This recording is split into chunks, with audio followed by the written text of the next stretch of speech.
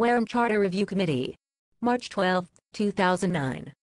The following members were in attendance: Alan Slavin, Chairman Pro Tem; Mary Ann Silva, Acting Clerk; Edward Passriggs, Michael Jones, John Houghton, Linwood Gay, and Board of Selectmen Liaison, Brenda Ekstrom.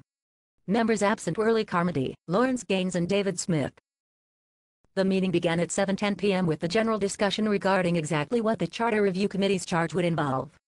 The members discussed the fact that we could not change the composition of the Board of Selectmen, the town administrator or the legislative body, that is town meeting.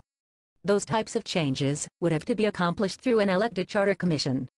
The discussion also involved the comfort level of making any decisions without all members being present. It was agreed that we would schedule another meeting to make more permanent decisions involving all concerned. At that point, Mr. Passriggs stated we should at least vote for a chairman pro tem and a clerk. Mr. Passriggs nominated Alan Slavin as chairman pro tem. The nomination was seconded by Mary Ann Silva. The vote was called, and it was unanimous. The members also discussed the need for a clerk. Mr. Passriggs nominated Mary Ann Silva and it was seconded by Alan Slavin. The vote was called, and it was recorded as unanimous.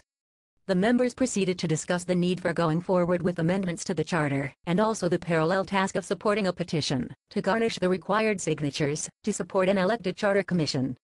It was reported by Michael Jones that we would need 15% of the registered voters in Wareham to petition the selectmen for an election to accomplish this task.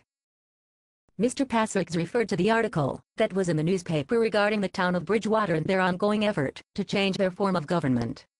This article was in the Brockton Enterprise. The members discussed the possibility of changing town government and the problems that have been observed with the town meeting process. Members expressed the issue of 300 people making decisions for the whole town and the lack of attendance at town meeting.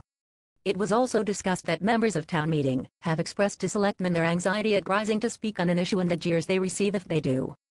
The issue of special interest groups was also fully discussed, as well as problems with clarification of the budget process, regulations for missing meetings, calling of special town meetings, defining day-to-day operations, defining certain phrases and the ambiguity of same.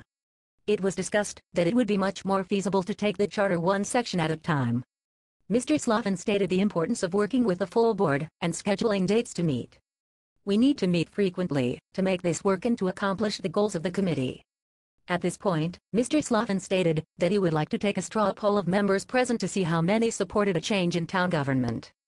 The poll was recorded 5-0-1 in favor. The members discussed what days would be feasible to meet, as there are many committees using offices in Town Hall right now that could possibly cause a conflict.